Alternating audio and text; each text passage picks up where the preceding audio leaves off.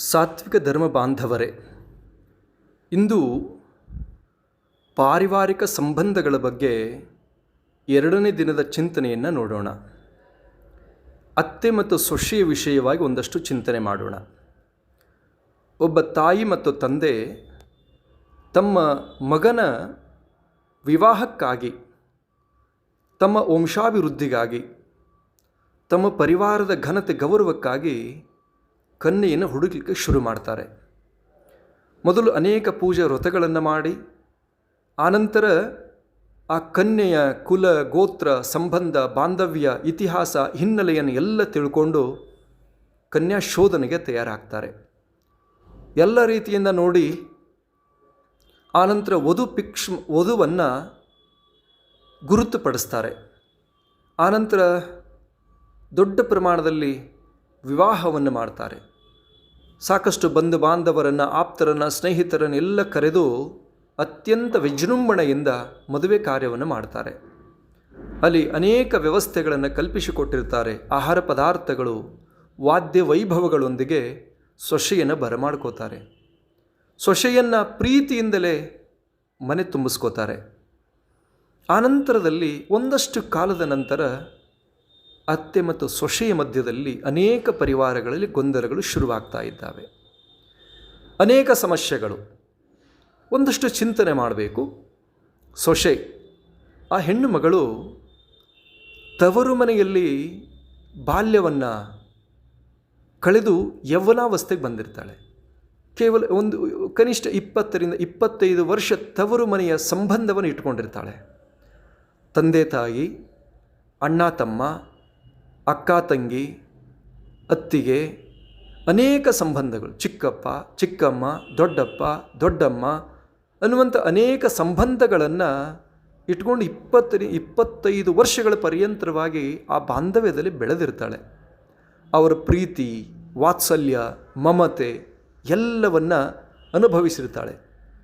ತವರು ಮನೆಯ ಎಲ್ಲ ಜವಾಬ್ದಾರಿನ ಹೊತ್ತಿರ್ತಾಳೆ. ತವರು ಮನೆಯಲ್ಲಿ ಎಲ್ಲ ಕೆಲಸ ಕಾರ್ಯಗಳನ್ನು ನಿರ್ವಹಿಸ್ತಿರ್ತಾಳೆ. ತವರು ಮನೆಯಲ್ಲಿ ಎಷ್ಟೋ ಜನ ಹೆಣ್ಣು ಮಕ್ಕಳು ಪೂರ ಜವಾಬ್ದಾರಿಯಿಂದ ಹಿರಿತನವೂ ಕೂಡ ಅವ್ರದ್ದೇ ಆಗಿರುತ್ತೆ. ಕೊಡೋದು, ತಗೊಳ್ಳೋದು, ತರೋದು, ಬರೋದು ಪ್ರತಿಯೊಂದನ್ನು ಮಾಡಿರ್ತಾರೆ. ಅಂದರೆ ಇಷ್ಟೆಲ್ಲ ಮಾಡಿದಂಥ ಹೆಣ್ಣು ಮಗಳು ಅಲ್ಲಿಂದ ಹೊರಟು ಬರೋದಾಗತ್ತೆ. ಎಲ್ಲಿ ಬರ್ತಾಳೆ? ಪತಿಯ ಮನೆಗೆ ಬಂದಾಗ ಆ ಎಲ್ಲ ಬಾಂಧವ್ಯಗಳು ಪ್ರತಿದಿನ ಪ್ರತಿಕ್ಷಣ ನೆನಪಾಗ್ತಿರ್ತವೆ. ಆ ಸಮಯದಲ್ಲಿ ಆ ನೆನಪಲ್ಲಿ ಒಂದಷ್ಟು ವ್ಯತ್ಯಾಸಗಳು ಪರಿವಾರದಲ್ಲಿ ಆಗ್ಬೋದು. ಈಗ ಹೊಸದಾಗಿ ನೋಡ್ತಾಳೆ ಅತ್ತೆಯನ್ನು, ಮಾವನನ್ನು, ಗಂಡನನ್ನು, ಮೈದುನನನ್ನು, ಆನಂತರ ಪರಿವಾರದ ಸದಸ್ಯರನ್ನು ಹೊಸದಾಗಿ ನೋಡ್ತಾಳೆ. ಅವರು ಪರಿಚಯ ಇರಲ್ಲ, ಅವ್ರ ಜೊತೆಗೆ ಸಂಪರ್ಕ ಇರೋದಿಲ್ಲ. ಹಾಗಾಗಿ ಒಂದಷ್ಟು ಜನ ಹೊಂದಾಣಿಕೆಗೆ ಒಂದಷ್ಟು ದಿನಗಳು ಕಳೆಯುತ್ತೆ. ಆ ಸಮಯದಲ್ಲಿ ಅತ್ತೆ ಆ ಸೊಸೆಯನ ಮಗಳಂತೆ ನೋಡಬೇಕು, ಪ್ರೀತಿಯನ್ನು ತೋರಿಸ್ಬೇಕು, ಮಮತೆಯನ್ನು ತೋರಿಸ್ಬೇಕು, ವಾತ್ಸಲ್ಯವನ್ನು ತೋರಿಸ್ಬೇಕು. ತನ್ನ ಮಗಳಿಗೆ ಯಾವ ರೀತಿ ಪ್ರೀತಿ ತೋರಿಸ್ತಾಳೋ ಆ ರೀತಿ ಅತ್ತೆ ಆ ರೀತಿ ತೋರಿಸ್ಬೇಕಾಗತ್ತೆ. ಆ ರೀತಿ ಬಾಂಧವ್ಯವನ್ನು ಇಟ್ಕೋಬೇಕಾಗತ್ತೆ. ಯಾವುದೇ ಸಂದರ್ಭದಲ್ಲೂ ಕೂಡ ಊಟ ಮಾಡೋದಿರ್ಬೋದು, ಮನೆ ಕೆಲಸ ಕಾರ್ಯಗಳು, ಮನೆ ವ್ಯವಹಾರಗಳು, ಈ ಸಂದರ್ಭದಲ್ಲಿ ಅತ್ಯಂತ ಪ್ರೀತಿಯಿಂದ, ವಾತ್ಸಲ್ಯದಿಂದ, ಮಮತೆಯಿಂದ ಸೊಸೆಯ ಜೊತೆಗೆ ಹೊಂದಾಣಿಕೆಯನ್ನು ಮಾಡ್ಕೋಬೇಕಾಗತ್ತೆ. ಅವು ವ್ಯತ್ಯಾಸಗಳಾದಾಗ ಜಗಳ, ಗೊಂದಲ, ಆತಂಕಗಳು ಶುರುವಾಗತ್ತೆ. ಅಷ್ಟೇ ಸತ್ಯ. ಅದರ ಜೊತೆಗೆ ಅತ್ತೆಯಾದಂಥವರು ಕೂಡ ಸೊಸೆ ಚಿಂತನೆ ಮಾಡಬೇಕಿದೆ. ತನ್ನ ಮಗನಿಗೆ 25-30 ವರ್ಷಗಳ ಪರ್ಯಂತರವಾಗಿ ಸರ್ವಸ್ವವನ್ನು ದಾರಿ ಎರೆದಿರ್ತಾಳೆ ತಾಯಿ. ಹಾಗಾಗಿ ತನ್ನ ಮಗನ ಸುಖವನ್ನು ಬಯಸುವಂಥದ್ದು ಸಹಜ.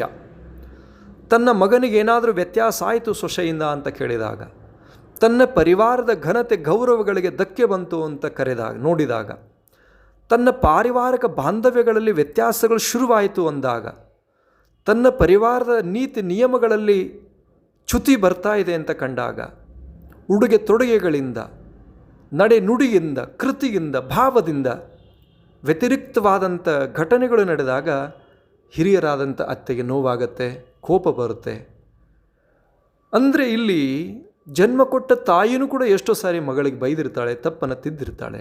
ಅದೇ ಪ್ರಕಾರ ಅತ್ತೆಯೂ ಕೂಡ ತನ್ನ ಸೊಸೆಯನ್ನು ತಿದ್ದುವಂಥ ಪರಿವರ್ತಿಸುವಂಥ ಜವಾಬ್ದಾರಿ ಅತ್ತೆಗಿದೆ. ಹಾಗಾಗಿ ತಪ್ಪು ಮಾಡಿದಾಗ ತಿದ್ದುವಂಥ ಪ್ರಸಂಗದಲ್ಲಿ ಸೊಸೆಯೂ ಕೂಡ ಒಂದಷ್ಟು ಉದಾರತೆಯನ್ನು ತೋರಿಸಬೇಕು. ಈ ರೀತಿ ಒಬ್ಬರಿಗೊಬ್ಬರು ಭಾವನೆಗಳು ಹೊಂದಾಣಿಕೆ ಆದಾಗ ಪರಿವಾರದಲ್ಲಿ ವಿಶ್ವಾಸ ಮೂಡುತ್ತೆ, ಬಾಂಧವ್ಯ ಹೆಚ್ಚಾಗತ್ತೆ. ಅದರಲ್ಲಿ ವ್ಯತಿರಿಕ್ತವಾದಂಥ ವಿಚಾರಗಳು ನಿರ್ಮಾಣ ಆಯಿತು ಅಂತ ಕೇಳಿದರೆ ಗೊಂದಲಗಳು ಜಾಸ್ತಿ ಆಗುತ್ತೆ. ಇನ್ನು ಅತಿ ಒಳಗೆ ಹೋಗಿ ಹೇಳೋದಿಲ್ಲ, ಅದು ಚಿಂತನೆ ತಾವು ಮಾಡಿಕೊಡಿ. ಅದ್ರ ಜೊತೆಗೆ ಇವತ್ತು ಪರಿವಾರದಲ್ಲಿ ಅನೇಕ ಘಟನೆಗಳು ನಡೆಯುತ್ತೆ. ಯಾವ ಗೃಹಸ್ಥ, ಮದುವೆ ಆಗಿರ್ತಕ್ಕಂಥ ಗೃಹಸ್ಥರು ಸಂಜೆ ಆಗ್ತಿದ್ದ ಹಾಗೆ ತಮ್ಮೆಲ್ಲ ಕೆಲಸ ಕಾರ್ಯಗಳನ್ನು ಮುಗಿಸಿ ಮನೆಗೆ ಬರಬೇಕು ಅಂತ ಓಡಿ ಬರುವಂಥವ್ರು ಕೆಲವರು.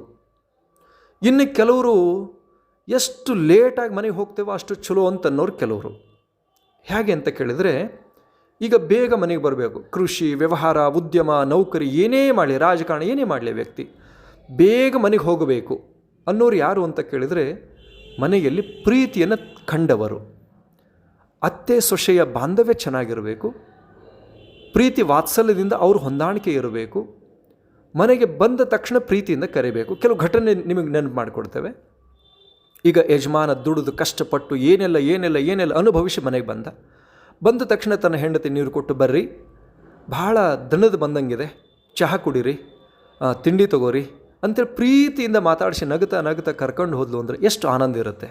ಅವನು ಹೋದ, ತಾಯಿ ತಂದೆ ಅಲ್ಲಿ ವಯಸ್ಸಾದವರು ಇದ್ದರು, ಅವ್ರಿಗೆ ಹೋಗಿ ತಾಯಿ ತಂದೆ ನಮಸ್ಕಾರ ಮಾಡಿದ. ಏನಮ್ಮ ಚಹಾ ಕುಡಿದ್ರೆ, ಕಾಫಿ ಕುಡಿದ್ರೆ ಎಲ್ಲ ಹೇಳಿದ ತಕ್ಷಣ, ಇಲ್ಲಪ್ಪ ಎಲ್ಲ ಮಾಡಿಕೊಟ್ಟಿದ್ಲು, ಚಹಾ ಕುಡಿದ್ವಿ, ತಿಂಡಿ ತಿಂದೇವಪ್ಪ, ನೀನು ಭಾಳ ದಣದು ಬಂದು ಮೊದಲು ನೀ ಹೋಗಿ ಒಂದಿಷ್ಟು ಮುಖ ತೊಳ್ಕೊಂಡು ಹೋಗಿ ಚಹಾ ಕುಡಿಯಪ್ಪ, ತಿಂಡಿ ತಿನ್ನಪ್ಪ, ಹಿಂಗೆ ಪ್ರೀತಿಯಿಂದ ಹೇಳುವಂಥದ್ದು ಒಂದು ಪರಿವಾರ.